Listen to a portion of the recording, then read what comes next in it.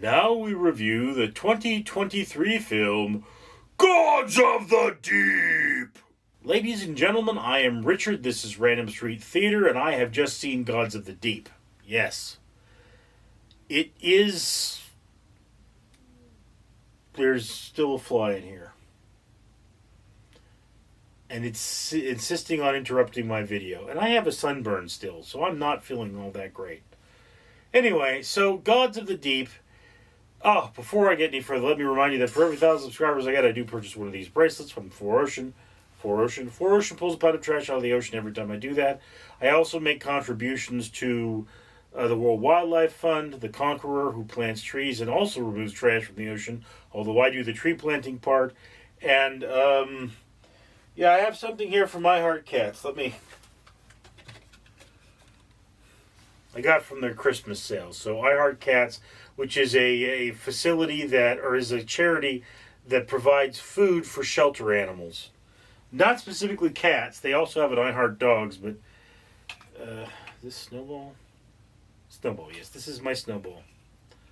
You know, I don't think they make these anymore, by the way. They're classic.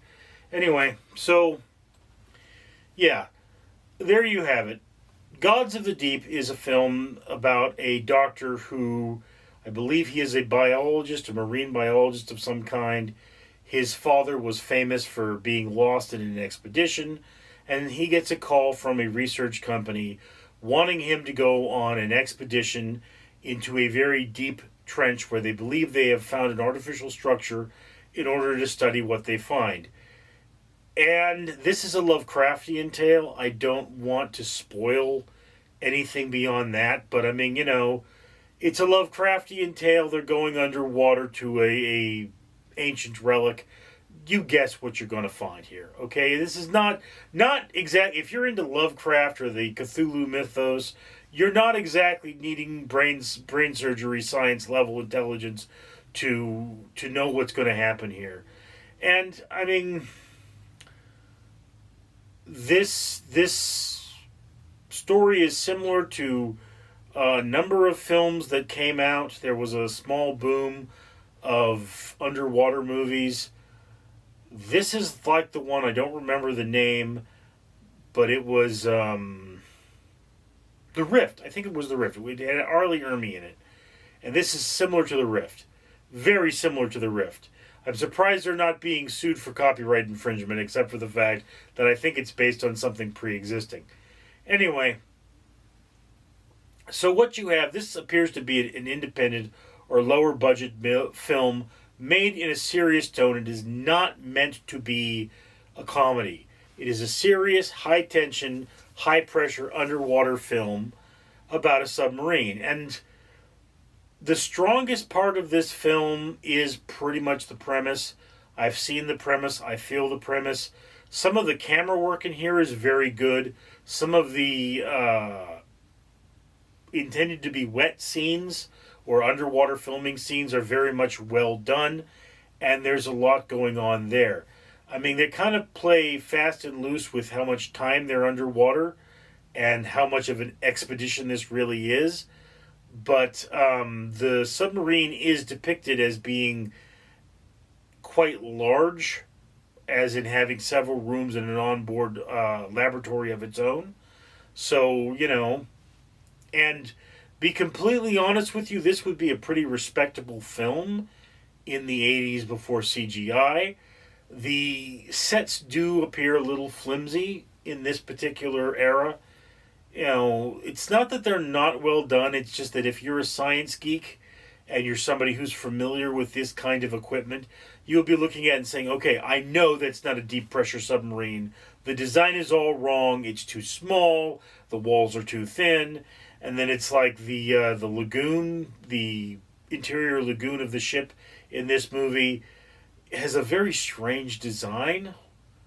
You know, and it's probably because it's the design that they could build. It would have been inexpensive, or at least relatively inexpensive to build and simple to put together. And that may be the budget that they had. And it's like, yes, if you took this movie and gave it a $20 million budget, it would probably be a much better film. All right? But it would not be a much better film to the point where it's worth $20 million. I mean, I really think, like, yes, if you poured more money into this, you could have had better costumes and, more interesting special effects. But, when it comes down to it, the important special effects are the tentacles and the body horror of the film, and that's done pretty well. It's a solid film, belongs smack dab in the middle of your watch list, / slightly upper middle if you're into this kind of a movie. If you're a Lovecraft junkie, this is a must watch. If you loved Doggin, this is a must watch. If you loved Underwater, again, this is a film which would really appeal to you. It doesn't have the same production value, it's not as large of a film, but it is still very much well made. I enjoy finding these smaller independent pictures, and I can't recommend them enough. So yes, this is a solid movie. It is enjoyable. I did like it. Gods of the Deep is a watch. Put it on your watch list above the middle. You're not going to find this in theaters. It's one that you'd probably have to look around on the internet. I don't know where to find it because somebody invited me over to their place and I don't even know what it was on their computer, but that's what it is. So very much. Gods of the Deep, good film. You should watch it. I'm Richard. Greetings, humanity. Once again, Fred the Facehugger here, reminding you to comment, like, and subscribe. And of course you should do that because, if you look, I am wearing 2 bracelets. These bracelets are from 4Ocean, a company that pulls a pound of trash out of the ocean every time somebody buys something from them. Well, the owner of this channel has pledged to buy 1 bracelet for every 1,000 subscribers. And it's a very, very dirty ocean that you dirtied.